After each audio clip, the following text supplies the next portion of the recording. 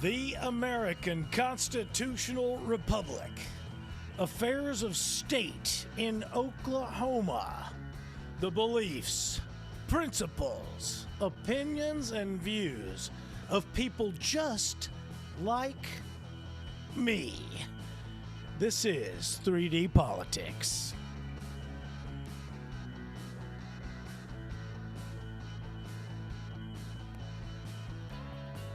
Hosted by me, your fine host, the Verbal Viking, right here every Monday from 7 p.m. to 8 p.m. on Facebook Live. Catch me at verbalviking@gmail.com and always at verbalviking.com. Tonight, an amazing show. The talent that rolls out of Oklahoma is extraordinary. We've got another amazing person on the show tonight, candidate Dr. Mark Sherwood with his Oklahoma First policy. This guy is amazing. Functional Medical Institute founder, certified naturopathic doctor, 24-year retired veteran, Tulsa Police Department SWAT team, 3 Amazon #1 bestsellers, world famous power team, where he's going to tell us what that is because I don't know, and also a professional baseball player. We're going to find out about that. Featured on CNN and CBN, feature-length movies, 3 of them. Fork Your Diet in the U.S. and U.K., Prayer List release worldwide, and WWJR expected to release Easter 2022. This guy is amazing. But before we get started, hardy har har har, I've got to tell you, last week, thanks to Frank Urbanek, he's running for mayor in Oklahoma City. Frank Urbanek is going to be speaking, put it on your calendar, December 10th at the Boots and Bling event, 6 to 8 p.m. He is one of the speakers there during that time at the Redneck Yacht Club, Oklahoma City. Go to the OKGOP to get tickets, find out information, etc. But again, December 10th, Boots and Bling. At the bottom of the hour, we're going to play that commercial again until December 10th gets here and gone to make sure everybody gets a chance to know where to go, who's speaking at the Boots and Bling event, Redneck Yacht Club, OKC, December 10th. Also, I got to make a correction from last week's show. Frank Urbanek, I promoted him as a major. He's been recently promoted to lieutenant colonel. Thanks to Adam Modoset for correcting me on that. I was late on the information on that, but previously Major Frank Urbanek, now Lieutenant Colonel, running against the Goliath in OKC, Frank Urbanek, mayoral candidate, Oklahoma City. Tonight, Dr. Mark Sherwood. He is bringing us some most needed leadership in Oklahoma, and we're going to talk a little bit about his bio and then move quickly into issues. He's got a great website, Sherwood2022.com. Go check it out right now if you want to get ahead of the host in the game. But first, let's see if we can ask Mark Sherwood, see if we can Dr. Sherwood, are you there? Yes, sir, Tom, I am. Look at that. We've contacted him according to, let's see if we can beam him in. Let's ask him to start beaming in. And I am here. Look at that. I do that for me because I just have a ton of fun. That's awesome. I love it. We beam him from the planet's surface onto this amazing thing we call 3D politics. So I appreciate you for being here. So tell me, first of all, Dr. Mark Sherwood, I appreciate you coming on. You've got a heck of a website, Sherwood, SHERWOOD 2022.com. So anybody who wants to get ahead of the game tonight, go check that out right now. But tell us real quickly, within the first 15 minutes, before we get to the issues that are well represented on your page, bio us, where do you come from, how did you get here, and then what got you interested in politics to start? So I appreciate you having me on, Tom. I'm honored to be here, of course, Thank you. and thank you for that. You And bet. as you laid out, I've been very blessed to be able to do a lot and see a lot and experience a lot in life, and I give God the credit for that. I do. Amen. People need to know that, and so just a well-rounded life, both good and bad and ugly, the whole bit.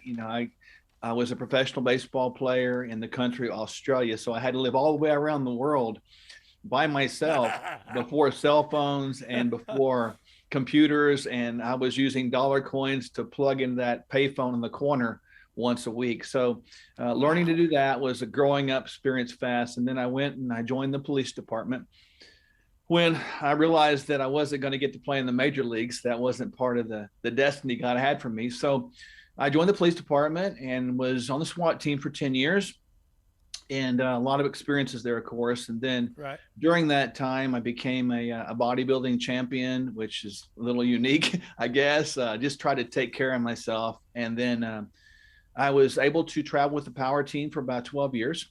And Now, that what was is a, the power team? Because yeah, I'm not sure. I'm not familiar with that. Oops. yeah. You know. So when people listening tonight will probably remember the men that traveled around the world and they would break bricks with their head and ice with their head and bend steel in their Okay, teeth. these are And the bust apple guys, yeah, and yeah, I remember they bend the bars and yeah, such. Okay, I remember these guys. You yeah. traveled with those guys. I did, and we would use those to Wow. grab people's attention. And I've been able to speak on every continent except for one, doing that and other things. And we would use that just to get people's attention and preach the gospel. And it was a very powerful ministry, very powerful time, and just met a lot of neat people in that. And then after, later in my career at the police department, God laid it on my heart to go out there and take the protection and service mission and bring it a little bit more broad. And so now went back to school, became a naturopathic doctor. And that is, of course, been my life ever since. And, that's led me in many different directions, growing our sphere of influence. Again, to God be the glory, to touch people's lives, to get them better and get them in their optimal health. And throughout that time, we've been fortunate enough to have 3 number 1 best-selling books, and we became movie producers. So we've completed our 3rd film, and we're All right, you're looking on a forward to roll. more in Hold the on. I future. got questions. Okay, so real quick, let's also introduce the concept of your wife, Yep. Michelle. She is also a doctor of osteopathy, and I know what that is, but Mm-hmm. you are a doctor of how do you say it again? It's naturopathy. And I got to tell you, Tom, my wife is amazing. She's my best friend, my pal, my queen, I call her.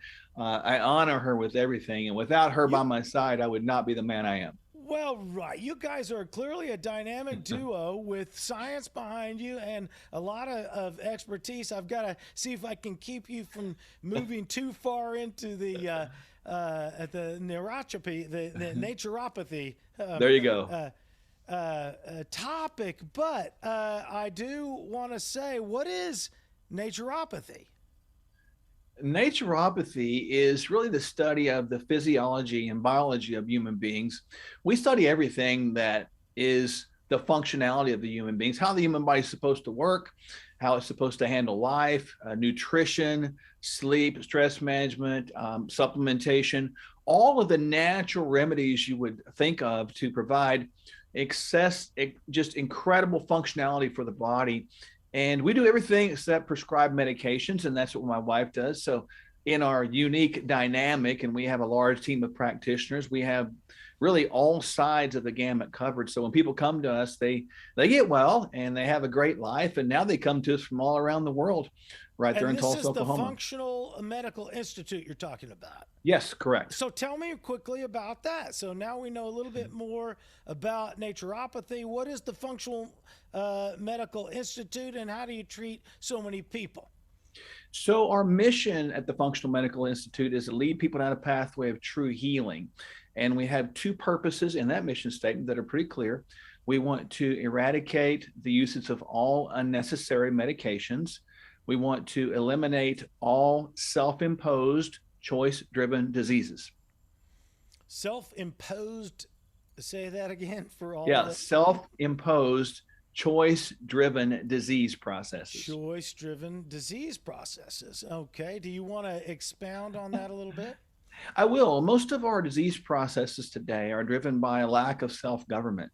In other words, we eat poorly, our lifestyle is poor, we don't sleep, we fall and prey, trapped for the sinister plot called the standard American diet. And because of that, we have many disease processes that should not exist today, namely type 2 diabetes that should not exist. Most autoimmune conditions should not exist. Most heart disease, most osteoporosis, Alzheimer's, dementia, and even cancers. So a majority of these processes are driven by poor lifestyle. And it seems to me today that no one wants to address that. But nonetheless, that's what we address. And we see people get demedicated literally daily. And it's a joy to watch them get better.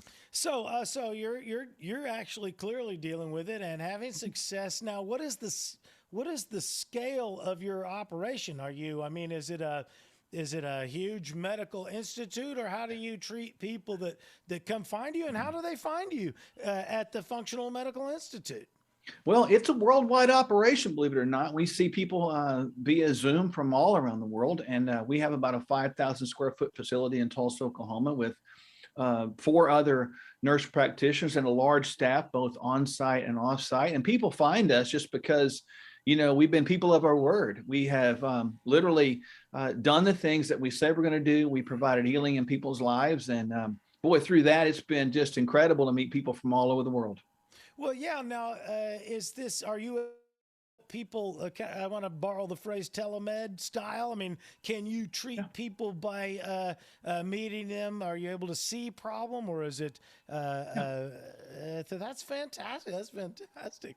Right, we can see them everywhere. It's cool. Okay. So let's real quickly back to the 3 Amazon #1 best-selling books. Name them so they know what to search for. First one is called Quest for Wellness. Number 2 is called Fork Your Diet. Number 3 is called Surviving the Garden of Eden. Unique spelling there. Eden. So your pun routine right there. I do remember the Power Team now. They went around. I probably saw you. You probably did. Professional baseball seems where you kind of started with your disciplinary. You love to play baseball, and you were good at it, probably. Yeah. Did you ever know? Where are you located now as far as you live where? We live in Broken Arrow, and So our you're in the practice Broken is Arrow. based in Tulsa, right? But you're Oklahoma-based. Berry Hill, I know from your bio. Did you ever hear of the locally famous Mike Moguen, Moguen's Gym bodybuilder? Of course, I know Okay, Mike well, there and you knew him go. very well. Yeah. Oh, well, very good. Okay, so he's a family friend. And we love Mike Moguen and Yeah, his family. great guy. So just recently passed. And so Yeah. God rest his soul.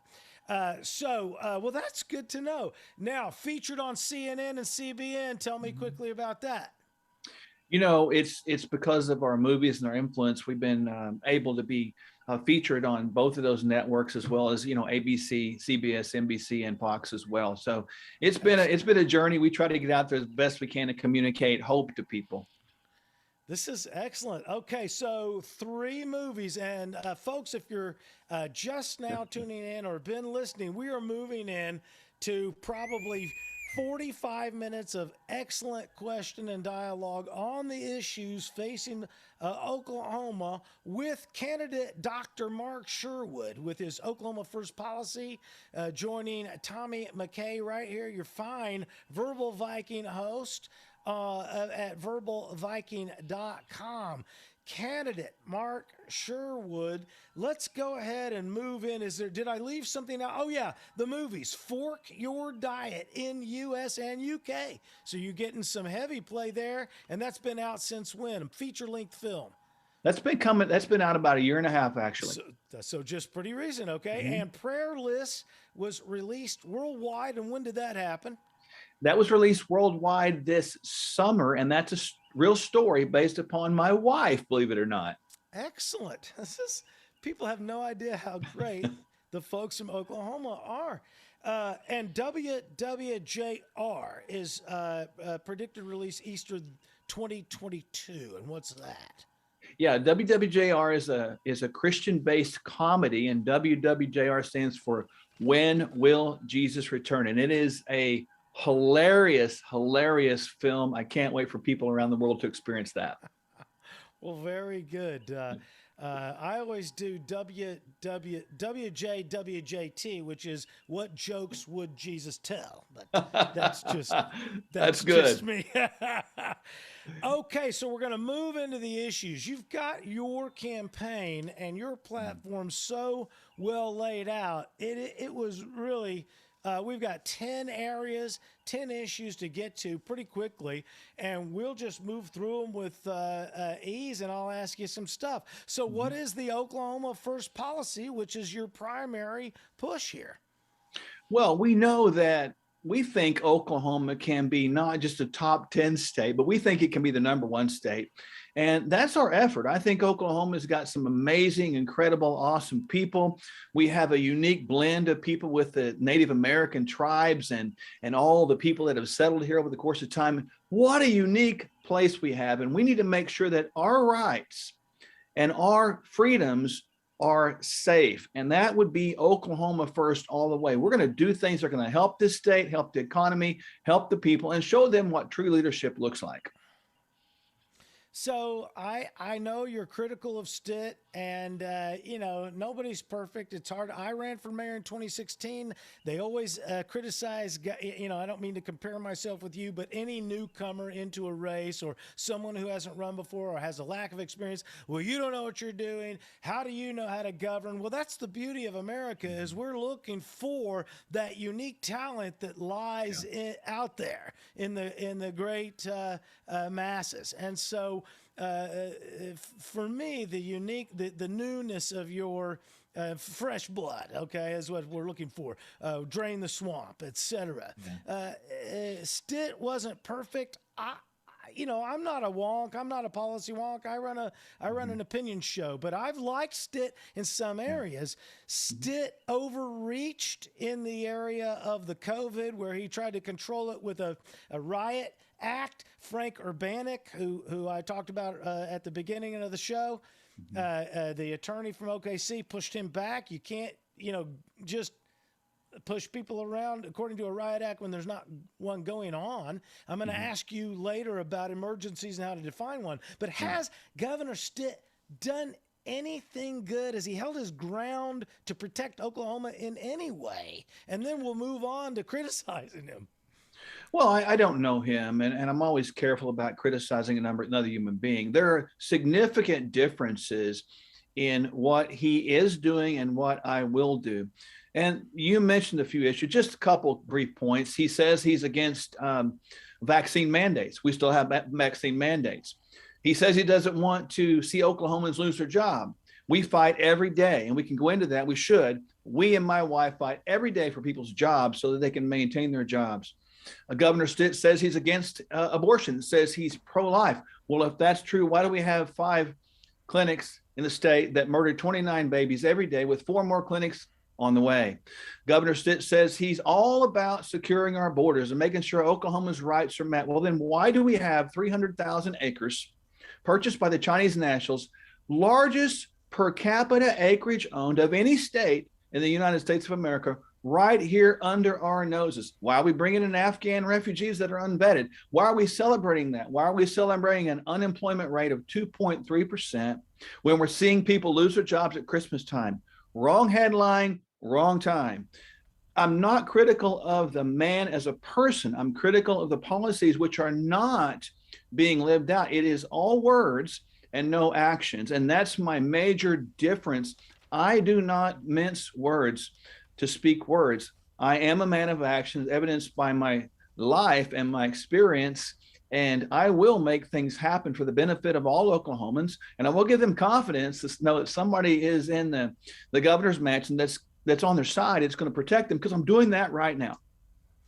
And so, and again, part of the reason I'm here is to say stuff that I want to say too, so I don't want to get in the way too much. I really appreciate your efforts. Running for office is a big deal, and for governor is a huge deal. I did my little stint, and it's you really got to lay it out there. But So you did mention some important issues, and is it really right though to put it all in the like Stitt doesn't get to operate like a dictator. Some of these things you mentioned, he can't just like, well, why do we still have? Well, he can't just flick a switch.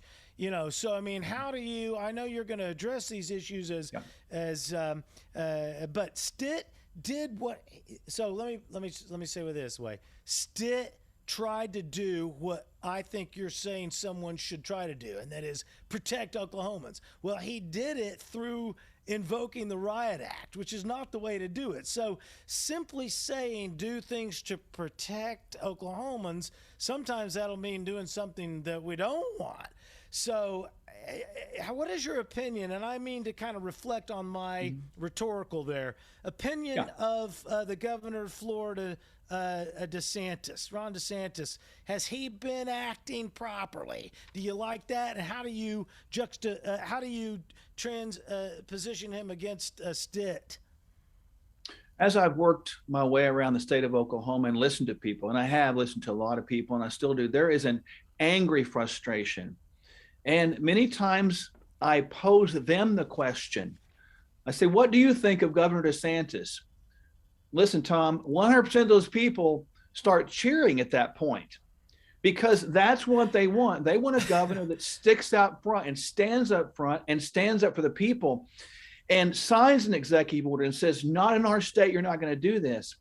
He tells them that he's going to protect them, and he sticks his own neck out there for them. He doesn't defer it to somebody else. He doesn't say, I'm going to depend on my attorney general. He says, I'm with you. I'm with you. Now, I don't know Ron DeSantis either, but I know what I've seen when people are in a war, and we're in a war against our freedoms, rights, and liberties right here in our country right now. And we're naive if we don't think it's about affecting us Oklahomans, because it is. And it's on the way. If it's not in our minds and forefront, it will be in our minds and forefront soon. And we need a leader that's out front, that knows how to get out front and lead the way, just like I did on the SWAT team. Somebody had to go in the door first. It's a dangerous job, but I'm going to volunteer for that. This is not something I'm doing for my health. I'm doing it because I'm called to do this by God. And I'm going to go out there and do it to serve the people of Oklahoma with honor and integrity. And I'm not going to be swayed by special interest or lobbyists. So we'll try to cover election integrity before the break, because I think that's one of your points in your website. And his website is Sherwood, SHERWOOD 2022.com, to find his platform, Election Integrity. Part of it, I read in your platform, is to protect Oklahoma by protecting election integrity the states run the elections to decide the national representatives. But your idea is that Oklahoma is being infringed upon by these neglectful or corrupt states, and you want to protect Oklahomans by protecting election integrity. Tell us about that. Well, it's more about protecting the integrity of the election process so that people can understand your vote, Tom, counts. My vote for Mark counts. They all count one. Now, the interesting thing about the last presidential election, all 77 counties voted in favor of President Donald Trump. So you would think, well, okay, that means they're all red. But is that true? How red are they? That's the question mark. And I talked to in detail Seth Ketchel, who's an election expert. He'll actually be here speaking at one of our events on December the 16th coming up. And I'll also be at the Boots and Bling speaking with Frank Urbanek on the 10th of December. So yeah, it's going to be a great time. I was reading all your other stuff and I missed that. So you are also there. Yep. So there's two events. Let's pause real quickly. I hope you can remember where we were, but plug your other event, because I'm going to plug that December 10th thing at the bottom of the hour. But where is your other deal? The other deal is going to be the Stevens County Fairgrounds in Duncan, Oklahoma on December the 16th. At the Thursday night, we're going to have big names coming in. Dr. Richard Bartlett's coming in. Christy Hutcherson's coming in. Dan Fisher will be there. Don Spencer will be there. There will be a whole bunch of people that are speaking. Jackson Lawmeyer, candidate for U.S. Senate, will be there as well. Nice. It's going to be an amazing event. And we expect a couple thousand people to show up to that one. And it's going to be incredible. So hope people in the area of southwestern Oklahoma will come out. Well, I'm sorry if I slide. I didn't know. I didn't know. So there it is. But election integrity, and so 77 counties here, and that's, I think, close to where you left off.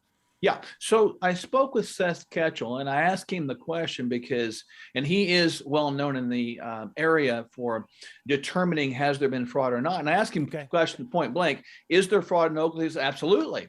And he told me the strategy that's happening is some of the Democratic people will try to bleed into some of these larger counties, like an Oklahoma County, for example, or a Tulsa County. They'll try to bleed in there and kind of get some of the traction, these small races, to sort of bring in a little bit of yeast into the dough, so to speak. And he said clearly that we have fraud going on there. And some of the same processes we have across the country that have been disputed, we need to do a canvas, and we need to follow a canvas with or an audit, follow it with a canvas. Now, the question becomes then is, how are you going to do that for the whole state? This would be my plan, Tom. I would look at one of those counties, maybe two, the larger ones, and I'd want to go in there and do an intense audit on that election with an intense canvas. If we show there's fraud, and there is fraud, show the people of Oklahoma that. Let them understand that, and let them know we're doing something about it. And if we see fraud there, we will get that sort of audit expansion, like a net, and go a little bit wider. We have to get this right. If we lose the concept of election integrity, and two things can happen. We think, one, our vote doesn't count. And the other hand, we think, well, it's going to turn red anyway, so why vote? So both of those processes are a loss. I want people to vote. I want all people to vote. I want all people that are able to be registered to vote, both in the primaries, which is very important, and in the general election. This is what we stand on. This is what our republic is bent on. We have the opportunity to vote in the people, the common people we want, and we have the opportunity to vote out the swamp people we don't want. Right. The leftists and the progressives continually misplace their ideals in the word Democrat. We have a democracy. Yes, we use democratic process, but we have a representative republic. And what you're pointing out is what they whine at, is that if we cannot trust the basic democratic showing of hands, so to speak, in the private ballot, then we got nothing. We got nothing. Okay. If it's all rigged, then literally we're arguing about, fiction. So it doesn't matter anyway. Now, I do want to pick at you one thing right before the break. It says in your website, under election integrity, quote, "We must not look to fix things in 2024. We must conduct a forensic audit of the 2020 elections and immediately reinstate President Trump." Now, there's where you'll get some 3D scrutiny. I don't think there's constitutional, there's no precedent to reinstate. We know a lot of stuff's been dirty. Nixon and Kennedy was dirty. Everything. We know it's dirty, but you're not going to go back. This is where I fear you will lose some constituents. You're not going to reinstate. You're not going to fix anything. There's no reinstating Trump, is what I'm saying. There's your Now I want to clarify that statement. Let me just set it up real quickly. Sure. And I don't mean to kill your thunder retort, but my whistle went off. I want to let everybody know you are listening to Dr. Mark Sherwood, Oklahoma First Policy candidate for gubernatorial candidate right here in Oklahoma. And so go ahead. Yeah, I think to clarify that, when we have elections that are fraudulent, we need to reinstate the rightful winners. And I realize that right now we don't have a way to do that. I don't know of a way, but I do know this. The very first thing we need to do is to uncover fraud if it's there. And if it's there, we need to prove it. And if there's somebody else that won an election, we need to figure out a way to make it right. Because if we don't gain ground going forward by at least looking backwards to learn what we need to learn, we've lost our way. Now, we're in a place right now where many people I've talked to across Oklahoma are exactly as you stated a moment ago. They're like, man, what does it matter anyway? Our votes probably won't count. There's cheating going on, and they have that bias. And I've got to sort of convince them, and I'm going to do everything I can, even if we have to go back to crayons and markers on a piece of paper. We've got to get that right, Tom. We've got to get it right. And if I have to go out there and help people count, I will. All right. So it's very nearly like a grammatical error. I don't think you're making a grave. No. Again, this is just me pushing back instead of just saying all the time. We have to fix things going forward. I do not believe that, and I do think a forensic audit of 2020 is due. Okay, I even heard of a construction guy that helped me on North Denver that said he worked at 71st Memorial, and they found ballots in the dumpster. I mean, there was fraud. We know it. We've got to fix that, and that I agree with. Forensic audit of the 2020 elections. We're not going to reinstate Trump. That is not going to happen. Okay, and that's just where I feel like I see your passion there. But what you're saying is we're going to have to fix that. All right, man, we're rolling. What we're going to do is play the game here. We're going to mute you, send you away also, and we're going to come back after I roll this commercial about an event that's coming up at the Redneck Yacht Club in Oklahoma City that our guest, Mark Sherwood, is also going to be speaking at. Let's see if I can make this work. It always is dangerous, even for the big wigs. We get all the way here. We kill that. We make sure that is up. We kill that. We start that. We grassroots have a great opportunity to take this party back and be who we truly say we are. Let's unite as grassroots conservatives and let's get this done. If we fight, win. We were not in violation of the governor's order. That was from our story last night at 10. The executive order issued last month says businesses cannot serve food or alcohol past 11 p.m. We have a newly revamped website and a very active email and social media campaign. We have implemented a phone bank program to call all of the county chairs to see what their needs are and how we can help them. Since elected, I have visited and spoken at 41 different county or Republican organizations, including all the way out in the Panhandle. Our SOP committee will be rolling out an operating guide for county chairs and precinct chairs very soon. We assembled an outreach committee to grow and diversify our base with younger voters of all walks of life. In response to overwhelming demand for action, we started an election integrity committee, which is chaired by Representative Sean Roberts. We started an education committee, chaired by Linda Murphy, to address the many education issues that we're facing today. We have a digital committee working on a unified digital structure and communications with not only party officials, but also the general public. We have a fully staffed headquarters, including a volunteer coordinator, and the GOP headquarters has become a buzz for legislators. We've had forums, and we get frequent visitors from the public. We partner with grassroots groups from all over the state, and we are coordinating our efforts to fight for liberty and we, the people. And our merchandise store is officially up and filled with patriotic gear, which serves to brand our party and raise money at the same time. We're having a real grassroots fundraiser coming up, so I need you to go to buy some tickets so you can come out and fellowship with other patriots in Oklahoma City on December the 10th. Go to our website, go to our Facebook page, and find this link. And patriots, if you truly want to get our republic back, it's going to take some sacrifice. And we must be willing to stand and fight for it. Because if we don't stand and fight for our freedoms today, we won't have any freedoms to fight for tomorrow. We've got to fight for our republic harder than the third monkey trying to get on the ark, and it's starting to rain, baby. So God bless you, and God bless the great state of Oklahoma.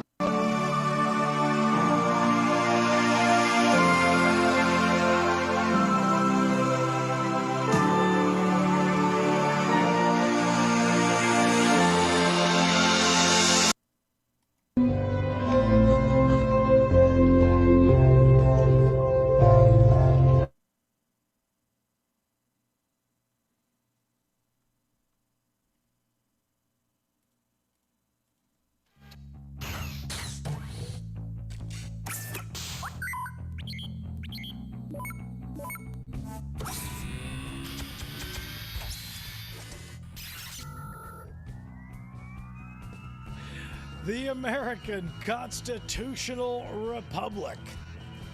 Affairs of state in Oklahoma. The beliefs, principles, opinions, and views of people just like me. This is 3D Politics.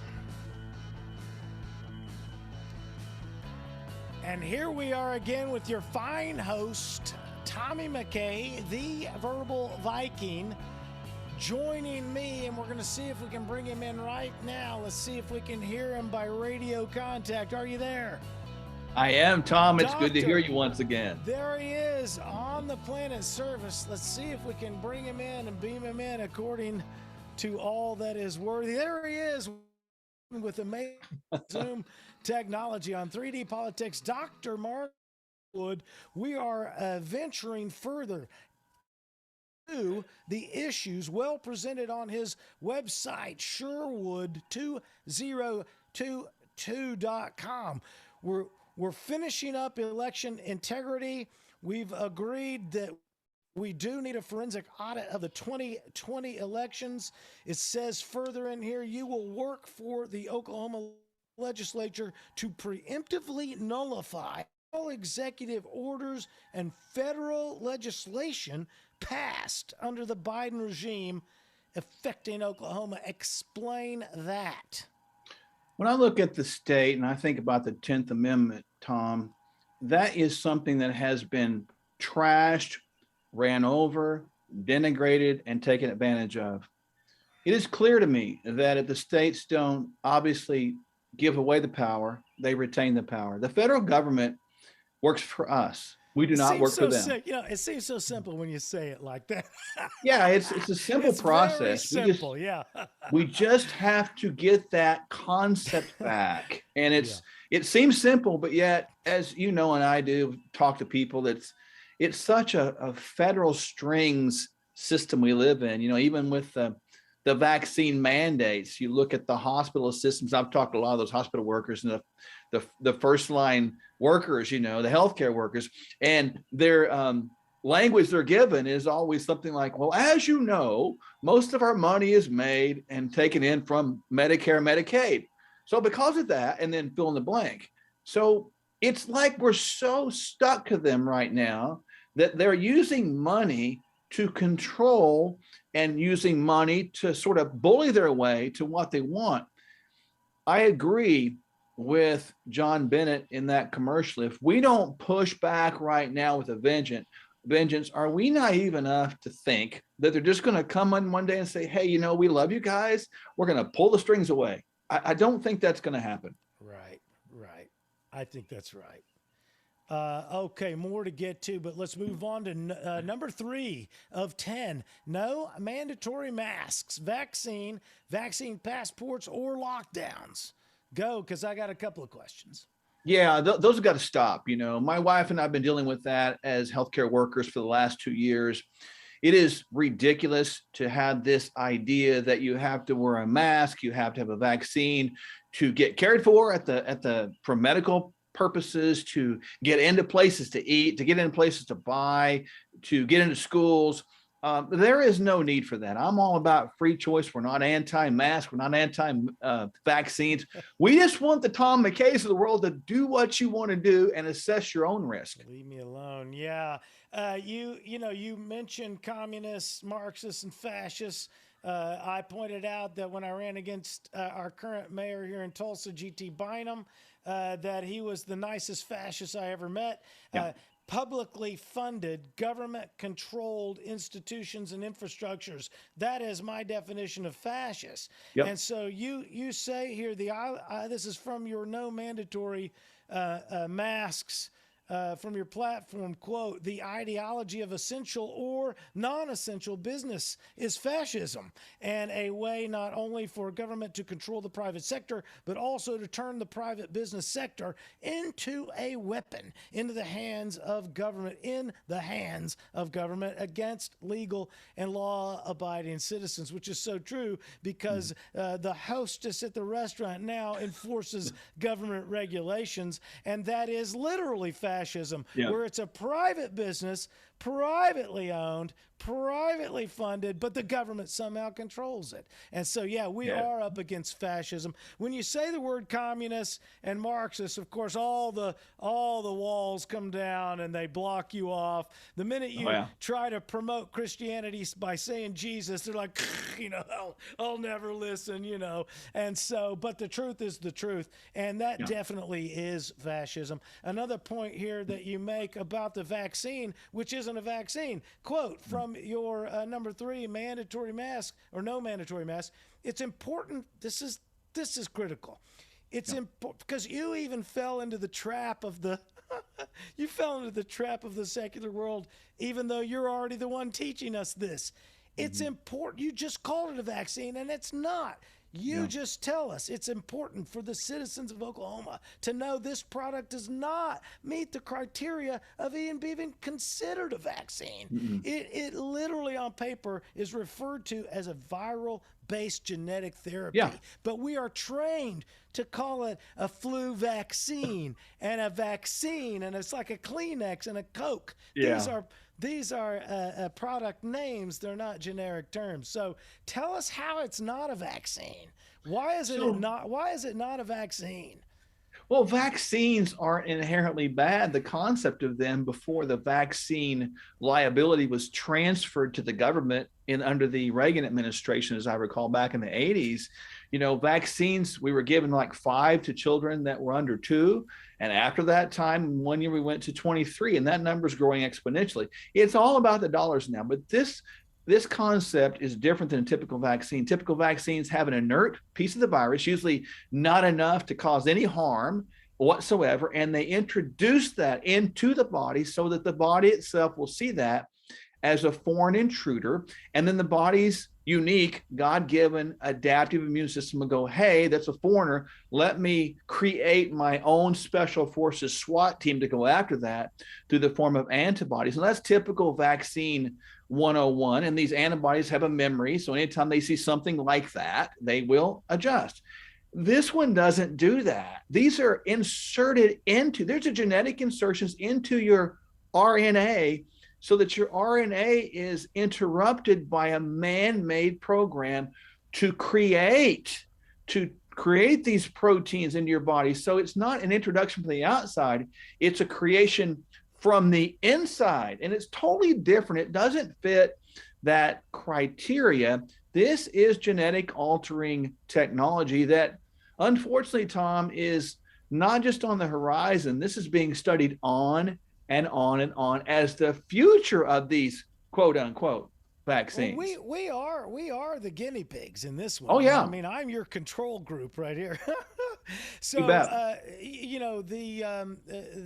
I understand from natural immunity, when you have natural immunity against a virus, you have what they call full surface immunity.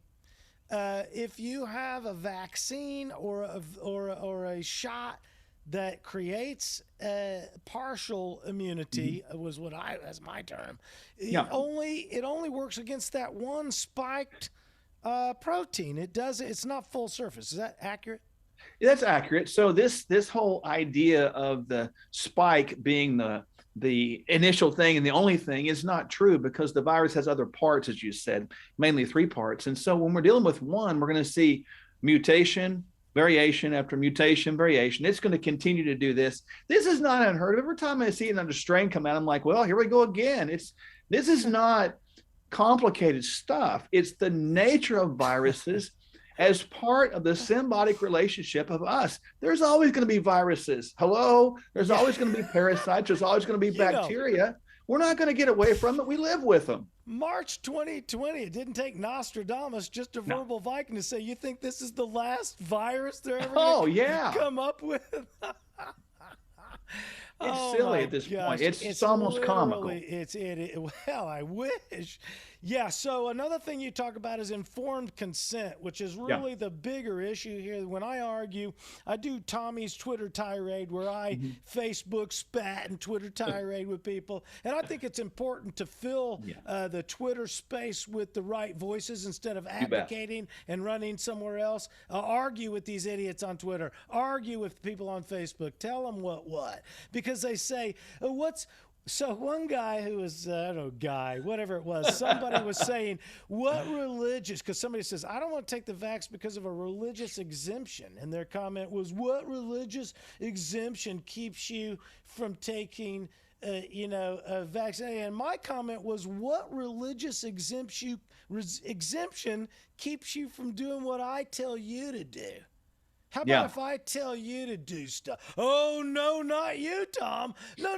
What I'm saying is how about if I tell everybody what to do? Because what we're having here is not only a lack of informed consent, it's forced participation. Yeah. It used to be just leave somebody alone in the park so they don't get beat up. But now we're being forced to acknowledge something as being equal that it's not. I mean, it's forced participation. Everybody knows somebody that they love who's been forced to be shot with this crap that we don't even know what's in it. And I asked the nurse, what is in that? She doesn't know. No. Well, who put what in it? Do they know? No. And you can just go right up the chain. Nobody knows what's in it. And it's just like getting drugs from a drug dealer off the street. Yep. They can put a hot shot pocket in there anytime you want. Everybody's seen them. They can gig you. Oh, they can't track you as a cell phone. If they want you, they can track you by serial number according to your phone serial number to the shot you get serial number on the vial and give you whatever they want you to get. But they won't acknowledge that I want my placebo at the Catholic Church called the Eucharist because I believe. But they believe in their shot. All right, that's enough of me. You're against the policy mask and vaccine mandates, vaccine passports and lockdowns. What do you think about the whatever it's called, the new one, the Omicron or what the hell? They're coming again. This is what the constituents that you're looking to get votes from don't understand. This fight just started. It just started. Look, it's not going to end. If you look at the Omicron and you spell it a different way, it says moronic. And that's kind of where we are right now. You know, it's so silly right now in the concept that we as Oklahomans are smart people. Let's get our heads out of the sand and our you-know-whats out of the air and realize that this is not going to stop. It began as a big game of chicken, big game of adult chicken. And we blinked. We continue to blink and we continue to blink, push back. Yes. There is nobody that's going to force us to take these vaccines unless we allow that. That's going to happen. Now, people get pressured. They make decisions all the time. But, Tom, we fight for this every day. We fight for this every day, my wife and I. We write exemption letters for people. I know this to be true. Most people are so panicked, they'll do anything to keep their job. This is Christmas time. Why are we here in this place? This frustrates the way out of me. Yes, that's right. We have got to stand up for our rights at all costs because these boosters are going to go on and on and on and on until they get what they want. If we push back in numbers, I'm telling you, as God's my witness, we will win. We just got to get that belief back and band together and stand firm and hold the line. Your platform is so thorough. I am just absolutely certain we'll go long if you can stick around. Sure thing. No worries. Okay. We are listening to candidate Dr. Mark Sherwood with his Oklahoma First policy. His website, Sherwood2022.com. So we talked about if I was current governor, you say, I would have already called an emergency session asking the legislatures to put a bill on my desk that would protect the rights of Oklahomans. Now, our governor already did a thing. He invoked the Riot Act to deal with an emergency thing. What kind of how will you define emergency? I alluded to this earlier. We're going to have an emergency. How do you define emergency? It's not a riot. No. Okay, so what kind of emergency is Well, it? I think you can define emergencies in a variety of ways, can't you, Tom? I mean, like, for example, I think it's an emergency. Constitutionally, I'm sorry to interrupt. Constitutionally, because the other argument with Frank Urbanek was that if it's a public health emergency, you can call that type of one in the Constitution. But then the governor is required to have all these updates with, there's a weekly, he has to have a task force and all this other stuff. So go ahead. No, I look at it like, for example, I think it's an emergency when 29 lives are being exterminated by choice every day in this state. 29 lives. To me, that's a health emergency. If there were thousands of people dying every day of a viral strain, that would be an emergency. I did not see an emergency in this case, Tom. Not with these viruses. It never lined up. The emergency was fabricated by manipulation and propaganda, only given one side of the coin. My wife and I, get this, over the last year and a half, this should have been a top story in the news in Oklahoma, but you know how many carried it? 0. We've treated over 9,000 people. You know how many people we've lost with COVID? 0. Nobody's heard of that. You know why? Because no news station want to cover it. All they want is negative, drama-filled, fear-based. And that is driving the bus. And I encourage people to open your eyes, see the full picture, hear things differently, feel things differently, and have a heart that's willing to receive things differently. Yeah, trust your lying eyes. 99.9% survival rate, and all they want to do is freak everybody out and fear monger. So you're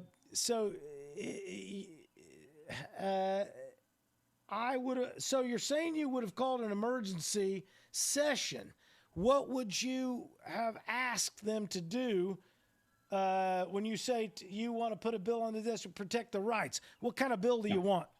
We want a bill to say no mandates, period, in this state. Nobody's going to take away your right to operate a business, the free market, as you referred to. Nobody's going to look at the yacht club in Oklahoma City and say, you guys are not essential. Nobody's going to look at Tommy McKay and say, you're not essential. Nobody's going to look at the marijuana shops and say you are essential. It was a ridiculous division thing. It makes no sense. And it never made sense. These decisions were made to be politically correct and fit in like everybody else. All it would have took is one governor to say, no, we're not going to do that, period, end of story. And when you do, you're going to build common sense and build courage for other governors to do the same thing.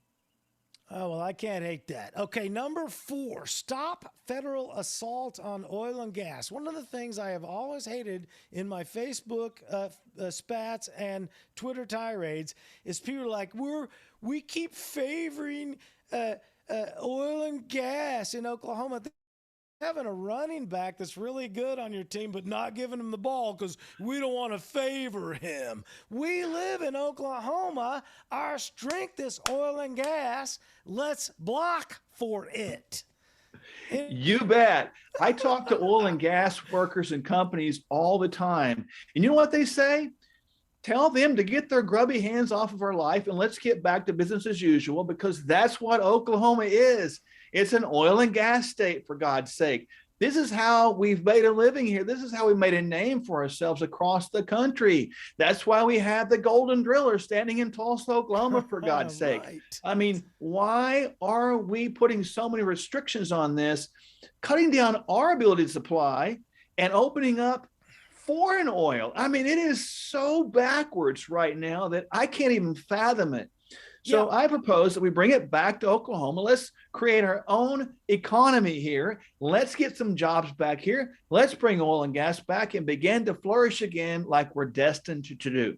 And it's not like we don't have recent numbers. Trump showed us we can be energy independent if we choose away from that disease. How's that one?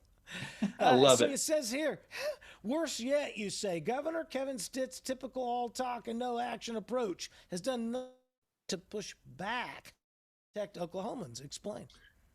Yeah, so I used that illustration earlier, giving not so good speeches, in my opinion, to sort of say that I'm against mandates, I'm pro-life, I'm pro-oil. But there's nothing that ever matches up with actions that what is said. It's like so minimal that we don't want to rock the boat on some of these issues. Look, as a governor and as a leader anywhere, you can't please everybody. And when you stand in the gap in an interpositional leadership place where you're trying to step up and protect people, which I will do, and I am, that's what I do anyway. Sometimes the people that you're protecting don't even know or appreciate you're protecting them. And I'm okay with that. I want people to know that even if you don't agree, I love you very much.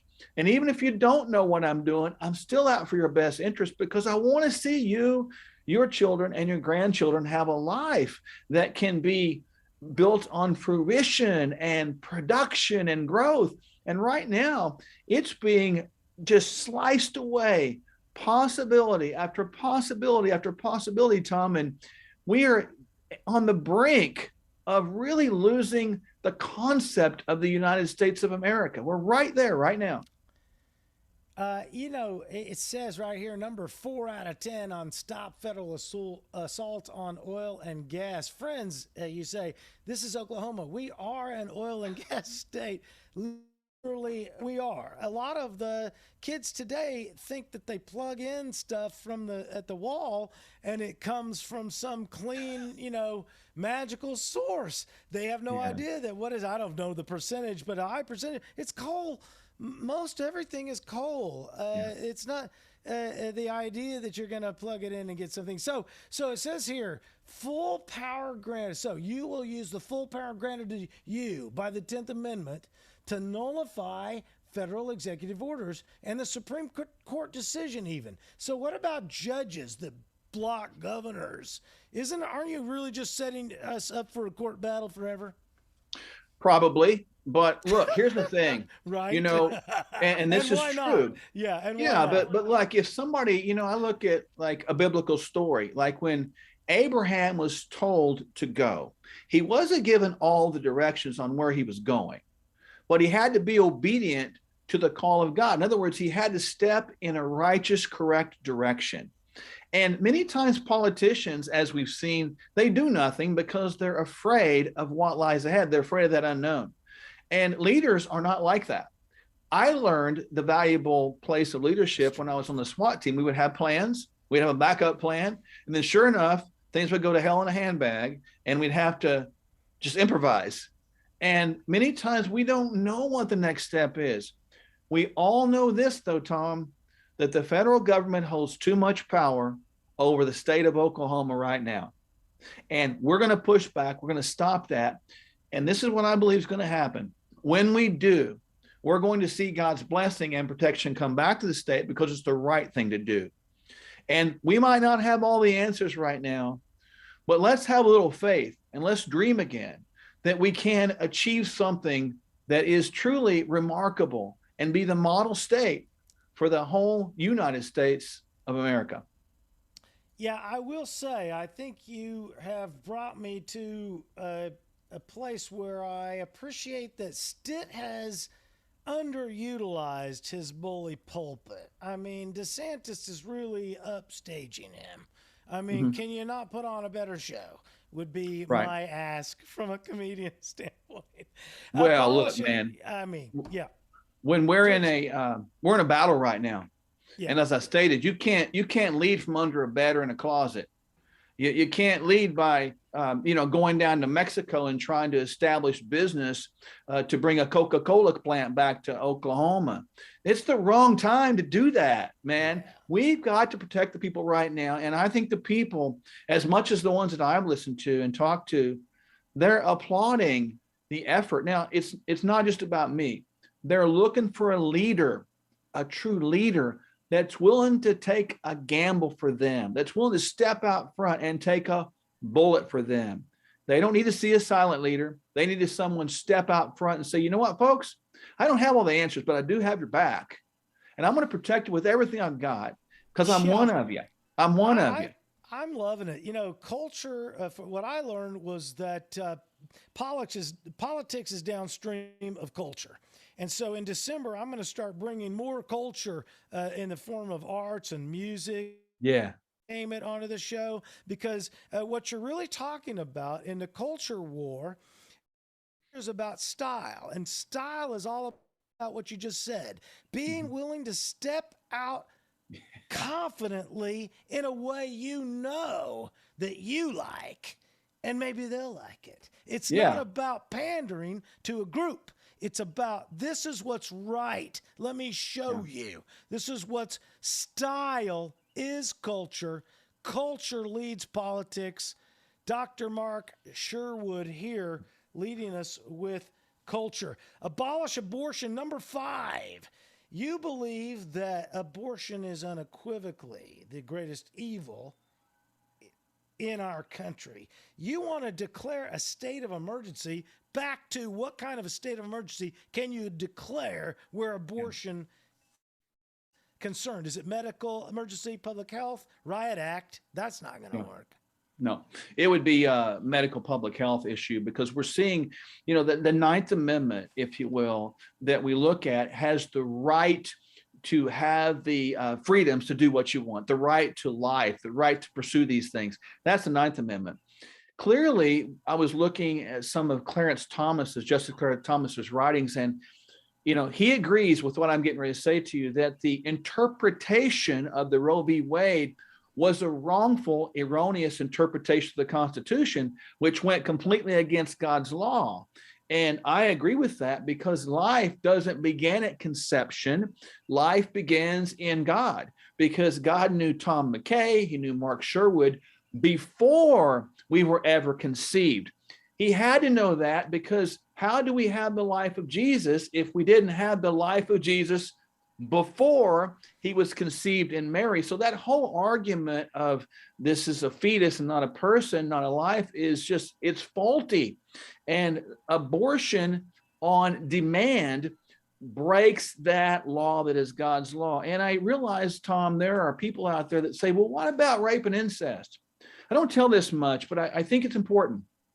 I'm an adopted guy, and I am passionate about this, because had it not been for the grace and the mercy of a few people, I wouldn't be here talking to you today. Because my mother, you know, God rest her soul at this point, she was 16 years old, went to a party, got drunk, doesn't remember anything. She passes out. She hadn't had alcohol. She didn't know what she was doing. And a 19-year-old person that was on leave from Vietnam, keep in mind 19 at the time, impregnated her, and I was conceived. Well, in those days, the discussion was had, do we abort this baby? Do we try to pull our resources together and raise this human life, or do we give this human life up for adoption? They chose number 3, and I stand before you today as a product of that, what some people would say is a rape. Now, you know what? Somebody gave me a chance. There's no life that's an accident. No life that's an accident. And I've had people say, well, what about all the lives when we start having overpopulation? Great. God provides for everybody that he creates. Where God guides, there he provides. And I stand by his law. I will honor his law. When any sort of federal government, state government, judge interpretation violates God's law, we have to push back. We have to push back. It's God's law. It's constitutional law. And then does it make sense? And does it make sense right now? That has to be this 3-prong test in decisions. And so, you know, with the Texas law, with the heartbeat law, and I've argued that on the Facebook spat routine and Tommy's Twitter tirade, and they're all upset. People are coming to Oklahoma to get abortions. I'm like, well, you should be so happy for the capitalists, for the capitalization of, but even in the Republican Party, and I haven't laid my hands on it right off the bat, but I believe even in the platform, which hasn't been rewritten since 2016 of the Republican Party, they allow for abortion up to 22 weeks in the Republican Party. Now, I've heard the term abolitionist. Does that fit you? I do want to see abortion abolished. I don't think abortion on demand like that is God's law. I think that's a violation of God's law. And frankly, it's murder. And I can prove it to you from being a former law enforcement officer, because if a lady out here gets pregnant and she is 2 weeks pregnant, 3 weeks pregnant, got a positive pregnancy test, her and her husband are celebrating that, and she's murdered, and that baby is going to die as well. That's double homicide. Okay, if that's double homicide, you're saying on the books, that's what that is. On the books. So, and they're going to charge him because it's such a crime of heinous nature, Yes. And we're like, it's so fickle the way we argue this. Even the pro-choice people are abolitionists. You know why? Because they have the opportunity to argue. That's called life, folks. Life is a privilege. It's a gift from God. Even everybody that's alive right now is pro-abolition. They really are, if you get right down to the core, because they don't want to see their life ended. Why are they any different than somebody else? Who gives us the right? Fortunately for me on the show, you're a person with a nature of consistency. These people flip-flop and they don't connect the next 15 minutes to the last. It's garbage. And so one of the things I will ask you, just for my own edification, when I've argued this area, when they say they're looking, there's an old comedic, a fake commercial where they're talking about a rake that'll do a lot of things, and they're saying it'll pick up leaves and wet leaves, rocks and wet rocks, and they're just like doubling up on kind of the same thing. And so the abortion the people, they're saying like, well, we have to have exceptions like rape and incest, and I'm like, hold it. What is the difference? Are you suggesting that there's some difference between rape and incest? Because otherwise, really, if it's not rape, you're talking about consensual incest?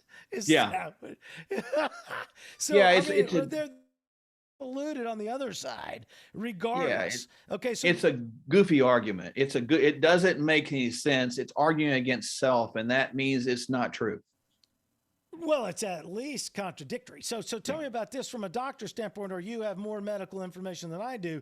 What is the probabilities? They love to say that the entire universe was created by chance. It has so much power, even though it's just a number of probabilities. But what are the chances of life of the mother? Because I can understand in the 30s, there was a thing was like breach. We don't know. We can't see. Now, with today's technology, what are the real odds of life of the mother being in danger during pregnancy? I could be wrong. Yeah.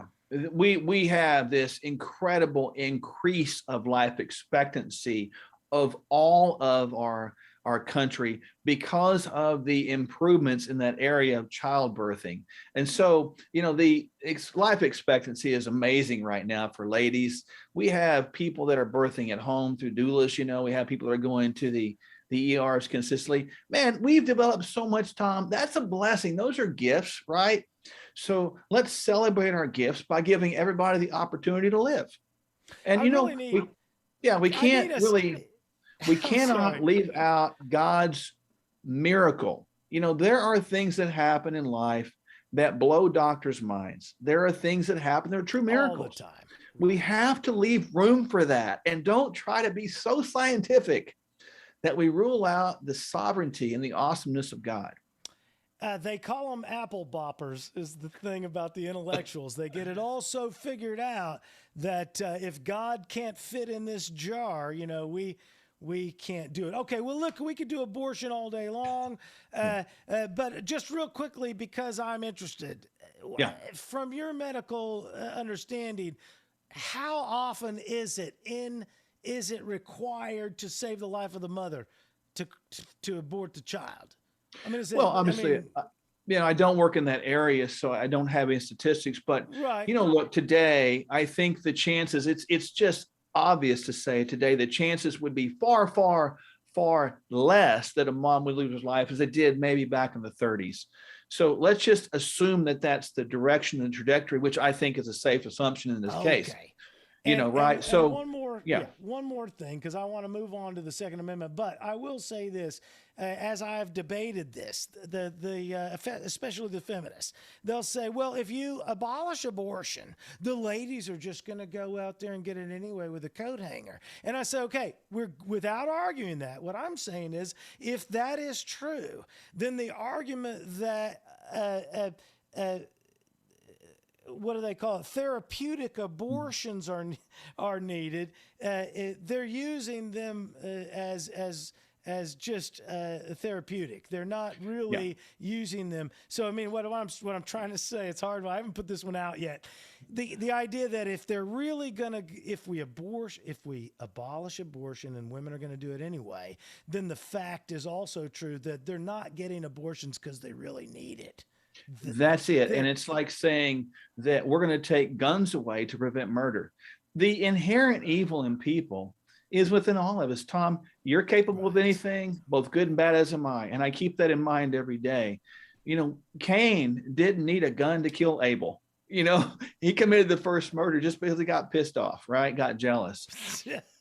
People need to understand that we're going to make these decisions every day. And you can't prevent people from making good decisions. You can't stop them from making bad decisions.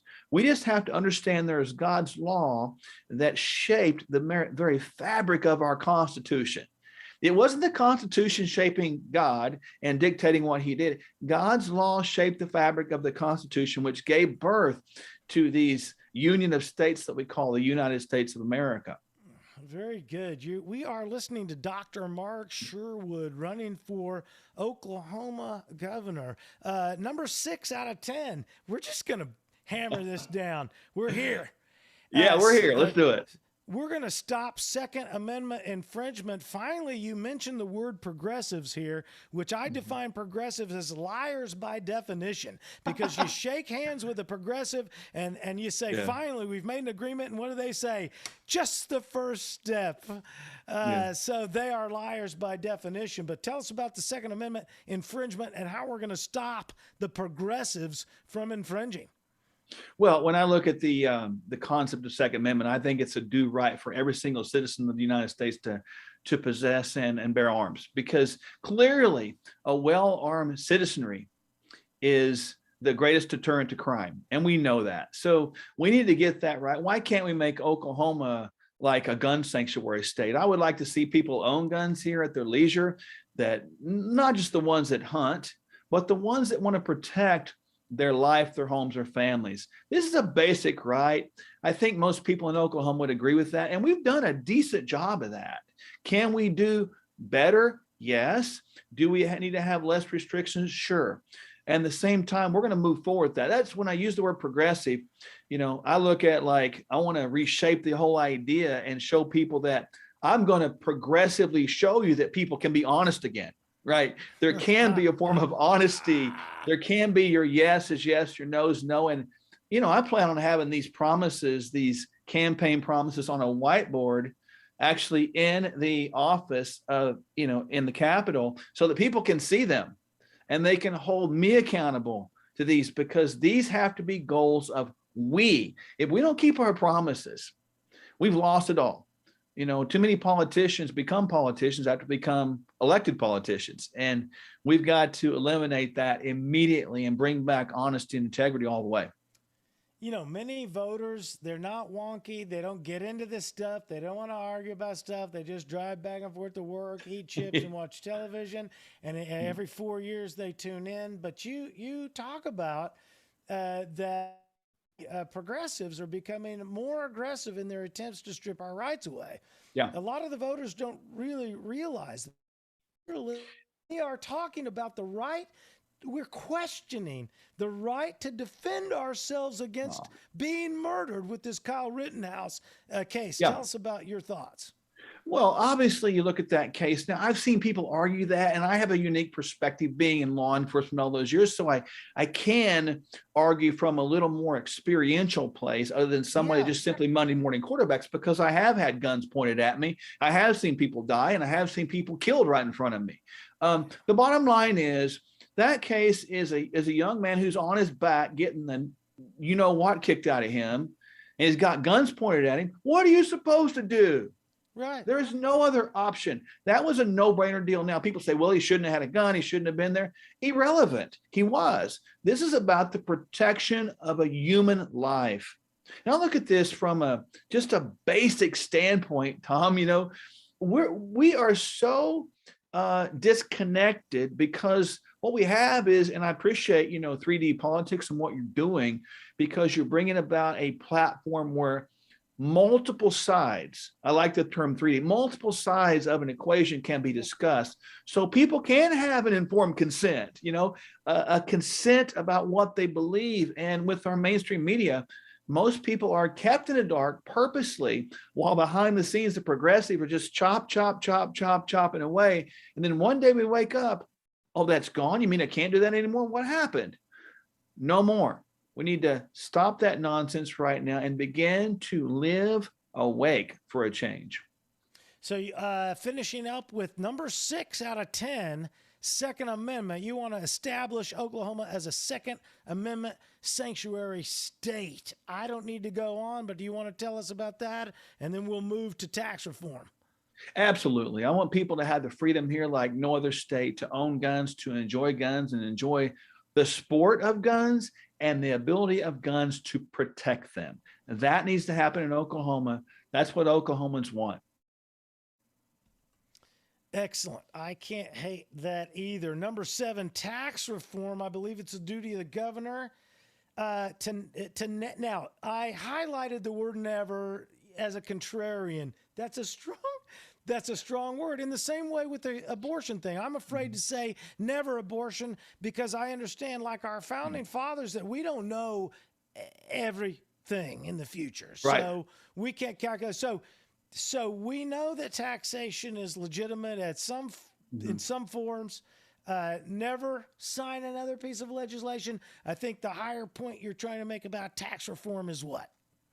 Yeah, obviously, we don't need to have a pattern of saying we're not going to raise taxes and raise taxes.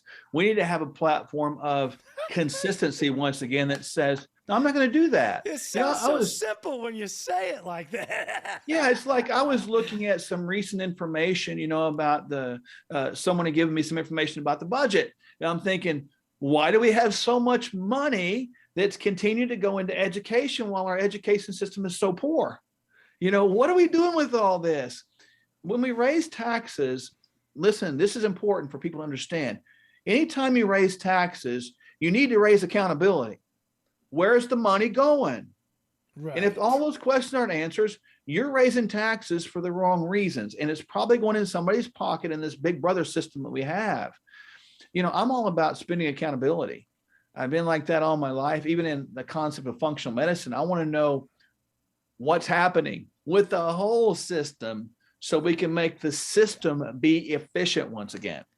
Anybody and their expert cares about the little ticks and ties and the jots and tittles. Now, I'm going to read this whole paragraph from number 7, tax reform, in your platform, because I got yes written all over it. Quote, in a state that boasts a Republican governor, lieutenant governor, and Republican-controlled House and Senate, we have failed to live by the constitutional principles we so loudly proclaim, and instead continue to raise taxes rather than proactively audit and streamline the agencies and bureaucracies into which our money is being funneled. And I'll just say, GT Bynum. Here's a guy that pretends this is my guy I ran against, is mayor in Tulsa. He pretends to be a Republican. They say, oh, Republican mayor in Tulsa.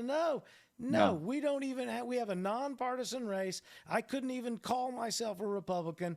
And Bynum did exactly what you're saying here. He claims to be Republican. He claims to be red, but he goes right along with not only saying he'll go along with Dr. Dart and the CDC and nationalizing our health emergency here in Tulsa, but he's just going to raise taxes, even though he claims to be. This is like Joy Hoffmeister, who Exactly. There you go. Born, she unfortunately she's a governor born in a superintendent's body. So anyway, enough of me. Tax reform, yeah, no kidding. Why do you? It's so simple. Why pretend? Why do you pretend to be Republican if you're not going to act Republican? Well, look, the time that I've spent traveling around the state, getting to know people, there's a clear issue in Oklahoma. It's not a Democratic problem. It's a Republican problem. It's a Republican establishment problem. It's a rhino. It's Republican in name only establishment problem. And these people don't want somebody like me in there because I'm going to ask that powerful question, form of 3 letters. Why? Why? And that's a question that people that don't want disruption hate. They hate it. We need to disrupt the establishment today like never before. I go back and reference the disruption that was created by Donald J. Trump in 2016. That guy came in and he asked some odd questions that they weren't used to. But what did it do for our economy? What did it do for our belief system again? It started a movement of hope once again across this country that will never, ever be quenched. It gave people the idea that we don't have to be subjective anymore to a crooked, corrupt government, not anymore. And because of that, that's inspiring. And I think now people want more and more and more of that. And they want more candidates that believe in that way. Not that I'm any better than anybody else. That's not the point. But we want people in office that are willing to hold the system accountable too, and not let our state get cheated, because that's what's happening. People are getting cheated out there, Tom. Very good. Yeah, I heard some person on some show somewhere say that Donald Trump was delivered and distributed. And they thought that was a bad thing, and I thought, man, that actually is right, because even the socialists who live and breathe by force group association, when Donald Trump came along, was able to change the numbers radically. Best numbers ever for unemployment, blacks, women, youth, everything, all of the social groups benefited. Then the socialists and the progressives betrayed their own lie by suggesting more about control, because all they said was orange man bad. They could never look at the real numbers and identify that the fact was that the actually he benefited by wrecking the system. No unvetted refugees. Number 8, Oklahoma has more land owned by China within our borders than any other state. Marijuana facilities owned and operated by Chinese infiltrators across the state are serving as covers for humans and weapons trafficking evidence. Dr. Mark Sherwood, what do you got? Talk to some sheriffs out there that are dealing with that every day. They see it happen every day. I've talked to landowners in Western Oklahoma. They see it every day. Nobody does anything about it. And it's right under our noses today. Not only do we have, as you stated, that happening, but we have the southern border that's open, coming right up I-35, right through Dallas, right into Oklahoma. We are celebrating. Let's bring the Afghan refugees in here and have them mostly funded by a probable terrorist group. Now that's really smart, isn't it? We're going to bring over and we're going to have Afghan refugees here and be proud of that. While citizens of Oklahoma right now are losing their jobs at Christmas time. We have lost our mind for the sake of political correctness. We need to take care of our people first. Take care of the good, hardworking people that have been permanently wounded by this decision to make you non-essential, me essential. Me non-essential, you essential. People are still struggling with that. And now we have the vaccine mandates. Enough's enough. We need to get our bearings straight once again. Whoever's in charge, and get your priorities right. If you're representing Oklahomans, if that's what your job is, represent them, stand for them, and protect them for God's sake. Yeah, I mean, I've often said, people are like, well, yeah, I'm going up to to do the right thing. I'm like, I don't want you to do the right thing. You have to think. Represent me. I told you what I said. Go say it. You don't have to go up there and make any decisions. You don't have to sit there and consternate. Oh my God, what's the right thing to do? How will this? No. Go represent. Go go stay within the constitutional bounds. Yeah. A lot of times, and I point this out on the show all the time, people say, oh, I'm a conservative. I'm like, really? What do you conserve? If you're a wildlife conservation, I know you're conserving wildlife. Yeah, So if you say you're a conservative, what are you conserving? I'm like, well, clean water. No. So I tell them, I know what I'm conserving: the Declaration of Independence, You bet. the Constitution, and the Bill of Rights. So I want to save that crap right there, right? Yeah, So, exactly. When I'm traveling around, people are literally, they present their case to me. They present what they want. My job in that office is to represent that so that we're all on the same page and we're all going the same direction for the right reasons. So I'm in complete agreement and echo what you said. Yeah, because we've got to. So that's no unvetted refugees, and this is really, Oklahoma First is a microcosm of America First. It's it's a subset, and this is the idea that nobody hates refugees. No. Unvetted is a whole nother issue, bringing them in without knowing, etc. Okay, I will say about the farmland. 2013, I was in Arkansas, friends of mine, farmers market, etc. Almost everybody was Vietnamese that was showing vegetables. And I'm not saying that's the vegetables they showed were clean and beautiful, but I mean, who owns the land around here? Number 9, no critical race theory. This is big. One of the biggest movements since what you would call the Tea Party is the education issue. There's an epidemic of student rape by teachers going on. Those are my words. We've got Deborah Gist with her face right. The word sexual is right next to her face. And she's begging the transgenders that love is love. That's a nonsensical crap. Promoting it to elementary school children. This is like the nicotine companies promoting cigarettes to children, and the LGBT community's on me saying this doesn't have anything to do with sex. Why is it that the word sexual is right next to the Tulsa Public Schools superintendent's face? Why is that if it's not sexual? Okay, this is completely unacceptable. I agree.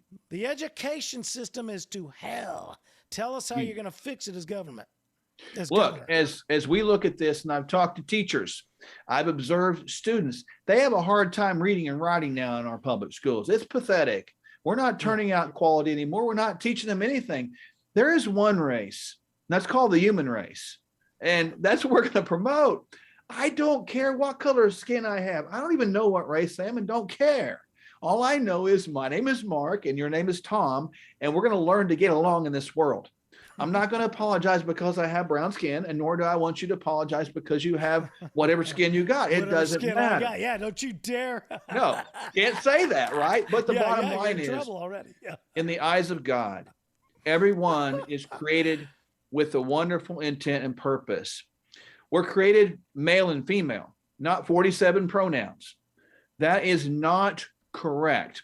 If we can't rehabilitate and correct the school system the way it is, we have to break it down and do it again right. We can't keep pouring money into a broken foundation. We have superintendents that are loaded down with these big salaries that are not doing anything across the state of making things right. I want to see more Christian-based schools pop up, entrepreneurial opportunities pop up with these teachers that don't want to deal with that anymore. I want to see homeschool curriculum still broad where people can train the kids up in the way they should go. I read that in God's word. We as parents need to get involved in the education process, not just pawn it off to the teacher and the youth pastor once again. Well, we've got a lot of work to do in our education system. And if we don't get it turned around, let's bust it down and rebuild it from the foundation up. I have tried to protect parents because now we're not just talking about parents, we're talking about public school parents, because we've had generation after generation parents have their children also go to the school they went to. Regular parents, we're talking about the Brave New World parents.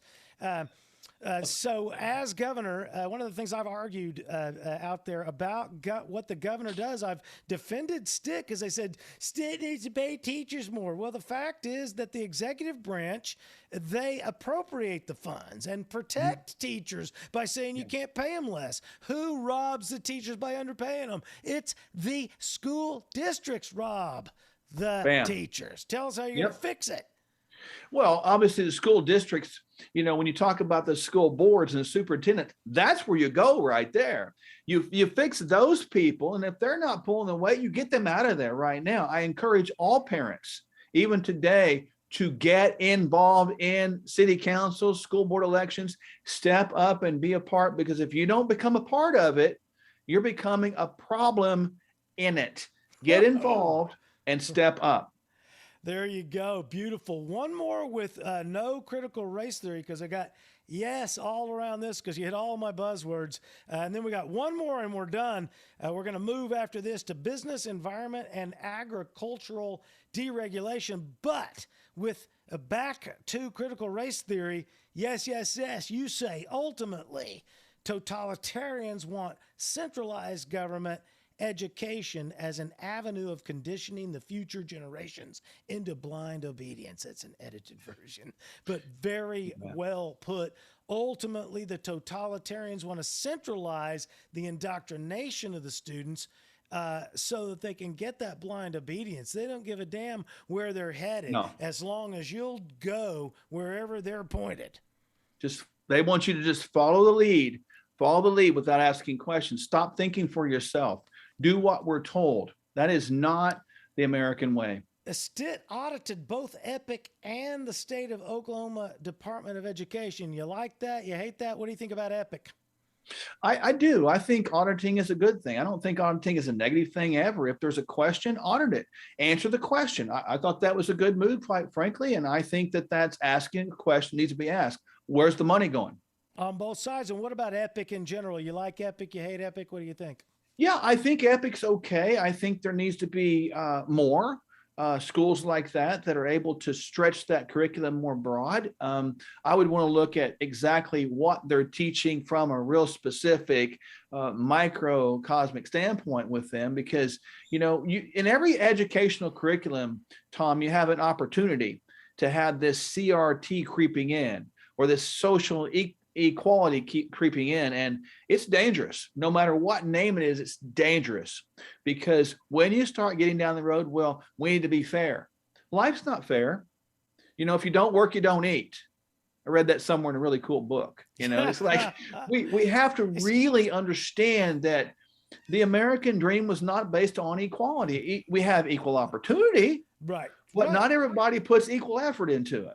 That's correct. And some people are more competent than others. Yes. And that is a guy named candidate Mark Sherwood, Dr. Mark Sherwood.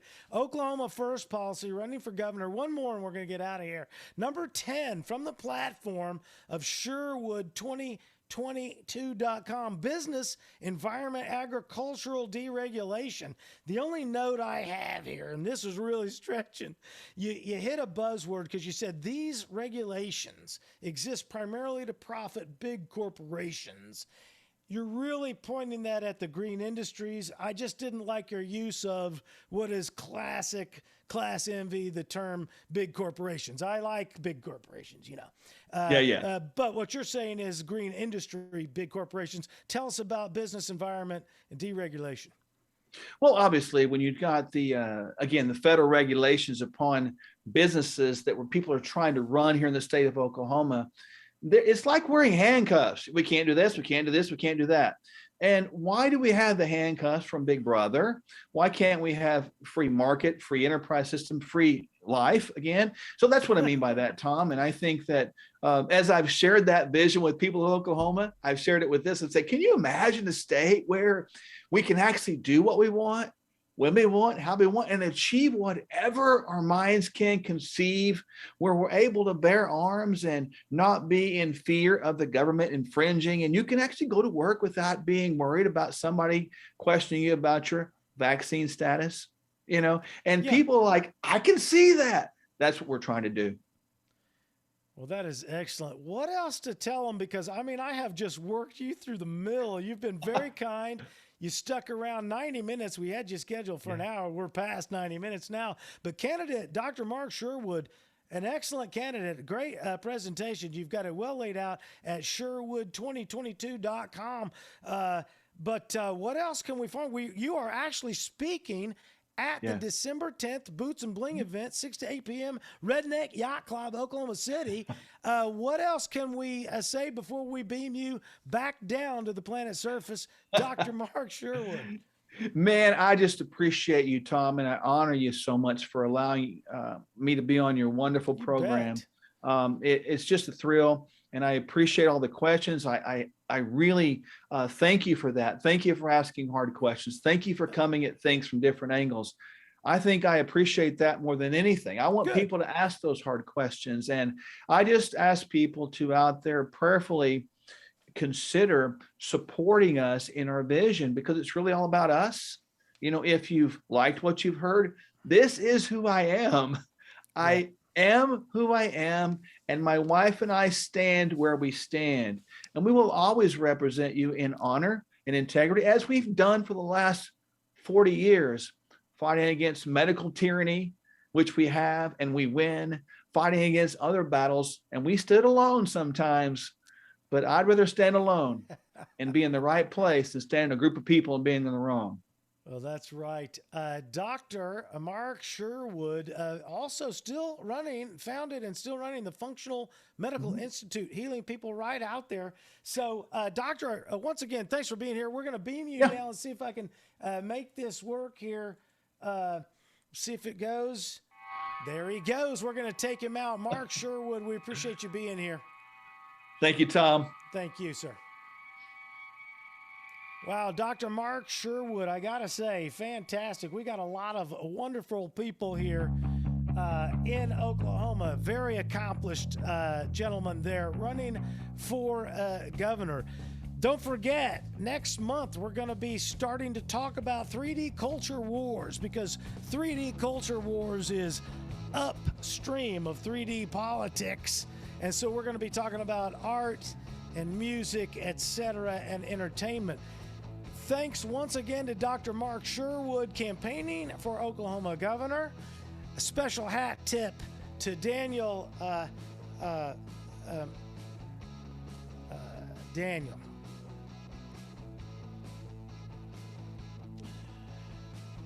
We appreciate Daniel for putting us together tonight. Ladies and gentlemen, 3D Politics will be here next week. Talk to you then.